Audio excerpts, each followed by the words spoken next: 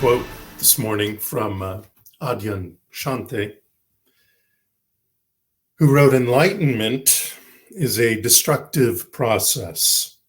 It has nothing to do with becoming better or being happier. Enlightenment is the crumbling away of untruth. It's seeing through the facade of pretense. It's the complete eradication of everything we imagined to be true." Now, those of you who've heard me before know that I'm a person who's more focused on construction versus destruction, more focused on replacing, not displacing, applying versus annihilation, losing bad habits through the creation of new ones to inhabit. That's how I follow things. That's how I focus on things. I leave the school of hard knocks and whatever part of my life might be a student of, and enroll in the University of Universal Opportunities. I like to think of being a victor, not a victim. Someone who thrives, not survives. Someone who does not struggle, but ascends. Now, I've encouraged all of you to move from thinking about this divine idea, these principles that we talk about, that we bring forth, and start to feel them, start to experience them. Get past the logical, intellectual idea by using spiritual practices, by stepping into rituals and mystical experiences to rise above and beyond any idea, especially any idea of it being from one path or one religion or one tradition, because it isn't. It's from all of them that practice the oneness and the love and the grace of divine being in our life. It's like a mountain with many trails, or a tree with branches aplenty, or a river with numerous tributaries and deltas and wells. These ideas of oneness and grace and life and the divine within us comes from so many places, and we need to take them all. They are all there available to take. We are not bound by precedent or of habitual thoughts. They can be changed. We are not bound by the precedent of our beliefs even, or our actions, our statements, our positions of the past. They can all be changed. They can all be replaced, reconfigured, adjusted, alternated, dissipated, elevated, updated, refreshed if they must, traded in most of the time. Why? Because we are freed by principle. We are freed by the principle of divine love being there and available for us to adapt our beliefs, change our thoughts and feelings and actions into the ones that we know bring the best into our lives. And all we have to do is surrender to that truth.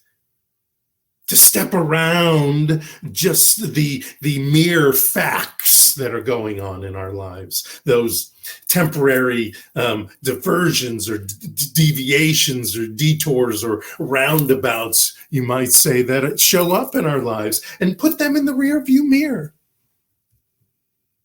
How? How do we do that?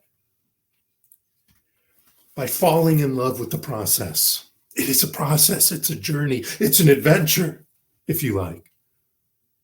But we want to fall in love with the process, whether it's centering and grounding like we do in a guided meditation, or it's through affirmative incantations that we have every week, or through prayer or meditation, embodying the spirit directly, not just doing life. Embodying life, embodying that divine that is within us, and revealing it and everything, communing with it, with intention and with purpose. Practicing the ancient wisdoms, the new thought wisdoms, things that we find out in neuroscience, mysticism, metaphysics, all these powerful grounding and centering modalities and practices, affirmative prayer, etc. They're all aspects of that clean slate spirituality. That could be a new thing. Clean plate spirituality. Say that fast 3 times. Clean slate spirituality. Anyway, you don't have to be or have been engaged in anything nefarious throughout your life to join the clean slate movement. You don't have to have immersed yourself in any series of addictions to have a do-over. You don't have to even have committed a crime to get a second chance. It's there, right here, right now, no matter what your life has been. I don't care if your life has been a bowl of cherries and lollipops for decades. Great! Wouldn't you like to add whipped cream with those cherries and lollipops? It matters not if we welcome that clean slate or it's thrust upon us. It's there. They show up.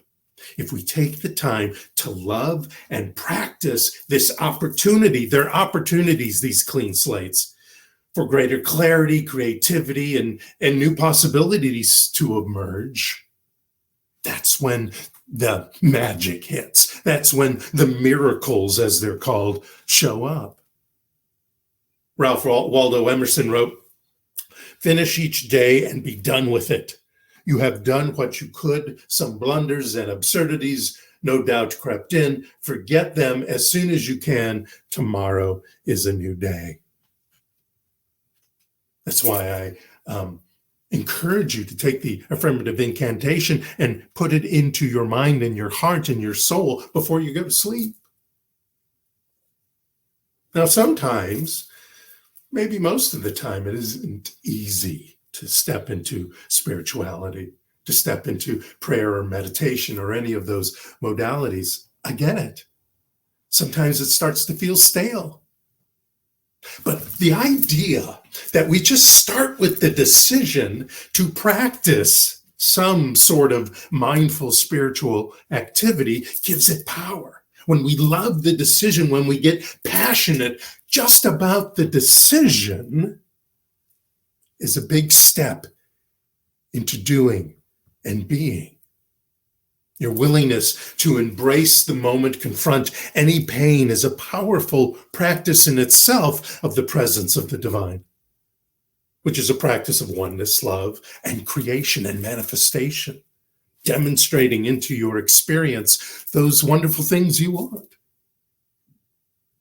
Your willingness to embrace the moment is a practice of engaging in quieting the mind and body and awakening the heart and soul.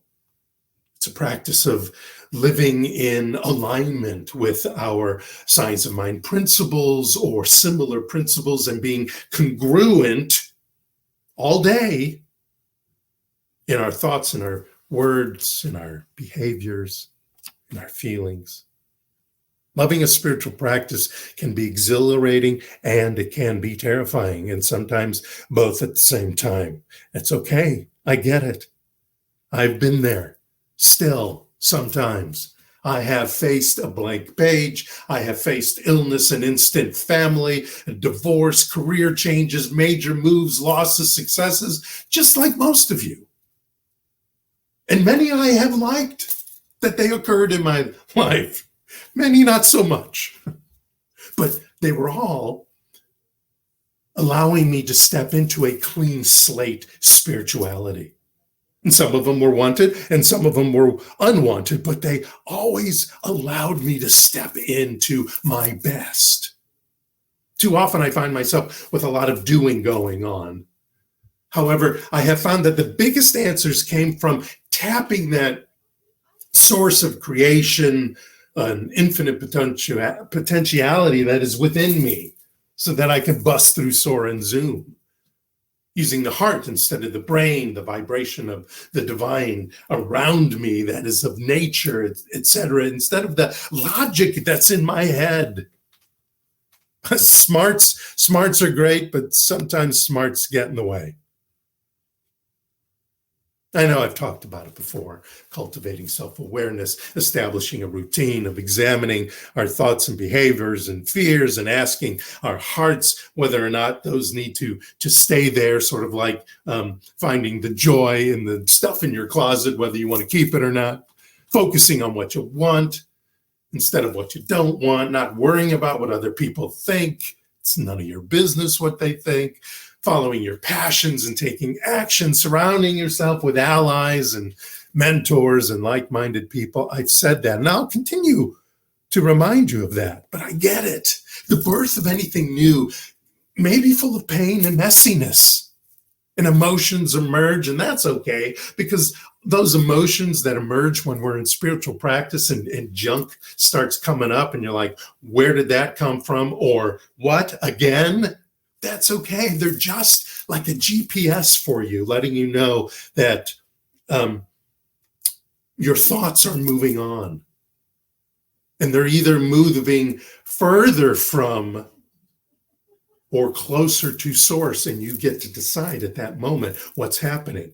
If they're moving you further from source, you are in a modality now to do something about it through your heart brain, your heart mind. Any new spiritual practice or renewed spiritual practice, they're sloppy sometimes. They're uninspiring sometimes. Barbara was talking about that earlier, how even after years and years in this teaching, in this practice, in this philosophy, sometimes our spiritual practice gets a little stale. That's okay. Have you ever sat on the floor in quiet and your hands are placed on your knees and all those proper things that you're supposed to do in meditation, and you start telling yourself, maybe you even did that this morning, you start telling yourself to be still.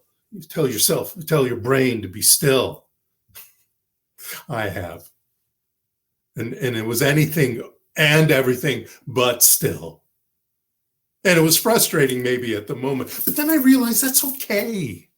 That's okay. Take that information, get up, walk around, whatever, and then go back. One time I remember wondering if it was wrong to scratch during meditation or prayer. And then I realized, well, scratching itself, scratching an inch is self-care. And that's what I'm doing now in prayer or in meditation or some spiritual practice. I am doing self-care. So give it its moment and scratch. I remember thinking when I first started meditating, to time myself. It'd be smart to time myself. And so there was a timer on my phone. The phones weren't as fancy back then, but there was some sort of watch or timer on it. And I remember going into meditation and sitting there and doing it, and very quickly thinking that it's been forever. It must have been the 10 minutes, I thought. And I looked at my phone, and I could swear my phone was laughing at me, because the countdown said 2:42, 2 minutes and 42 seconds. I'd been meditating, and it was set for 10. And I thought it was forever. And then I realized that's okay. Go ahead, get up, have a stretch, try again. First, I stuck my tongue out at that timer because most definitely it had to be wrong. But here's an idea. When you have to, and we all have to at some time or another, even those who have a consistent spiritual practice, when you have to remind yourself to meditate or pray or do your vision board, let yourself remind yourself. It's okay. It's okay to remind yourself.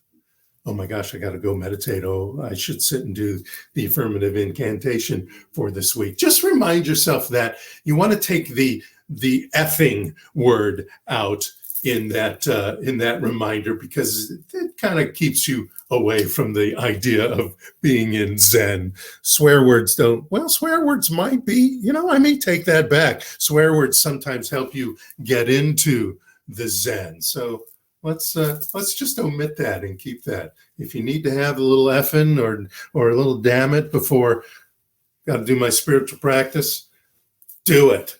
Get in there. Thoughts, they just run through you sometimes in meditation, that monkey mind. Even in prayer, sometimes I get it. And it's okay. Did I pay my credit card? Whatever. It shows up. Give it its moment and let it go. Who cares? Who cares? Just do it. Just be in it. Just have it. Sometimes I can't do any of those things. Sometimes I'll sit at my usual appointed time and I'll start meditation or I'll start a prayer, and usually I do a little combination of it, or I'm doing the affirmative incantation for the week, and it's just not happening for me. It's not. And you know what I do? I get up and I go outside and I walk around. I watch the birds at the bird feeder, or I put on my smartphone now, I put on a Laura Berman song and I listen and I close my eyes and I sit down or maybe I keep walking. I won't close my eyes if I keep walking. And I just listen and let that wisdom and that inspiration from that singing from not just the heart, but the gut, and allow it just to be a part of me. And then I know I've done my self-care. I've done some meditation. I've done some spirituality. I've practiced my connection to the divine. Keep at it. That treatment or prayer didn't feel good, start over. Do a do-over. If you think your vision board is following too many rules, start over. Cut it up and put things in different places. To live from the space of clarity and possibility, we are called to practice the presence regularly. To release thoughts of past or future and ground ourselves in the present, we are called to practice the presence regularly. To experience whatever understanding or gift this moment that we're in has for us, or even this life that we're in, what our purpose is. We're called to practice the presence regularly. Matthew, in chapter 6:33, said, "But seek first the kingdom of God and its righteousness, and all these things will be added to you." Seek first the kingdom that is within you. The kingdom and the queendom and the princedom and the princessdom, all of them are within you, ready to reveal itself through you. It doesn't mean you don't plan or set goals or ignore the future. You create your future by the practices you have today, by the seeds you plant today. Paulo Coelho said, "Don't allow your wounds to transform you into someone you are not." If there are wounds there, you can take care of them in so many modalities. Do them all. If crying in the shower is part of your spiritual practice, have at it. Especially now in these frustrations of lockdown and closed schools, those who have children at home and you're working at home, and some of you are on unemployment and don't know what's next, or thought you knew what's next and now it's not working out, or maybe it is working out, but it's still in early planning stages, and everything else many of us are going through this last year. Have at it. Have a good cry. Like I said before, weep if you need to, scream if you need to. But if that is your spiritual practice at this very moment, for that very moment, then love it, use it. Spiritual practice is going to be a personal, ever-evolving, transformational tool that is yours. You may do a meditation, and there's, of course, different kinds. You may do affirmative prayer using the usual 5 steps, or maybe some other idea of how to do it. But even starting there, You have to eventually make it your own. It's personal. All you gotta do is practice. Just practice, practice, practice. And make it your own Carnegie Hall to get to. Make it your own healthy body to have. Make it your own happiness to be in. Make it your own love fest. Practice, practice, practice, and create your own fabulous life. Thanks so much. Namaste.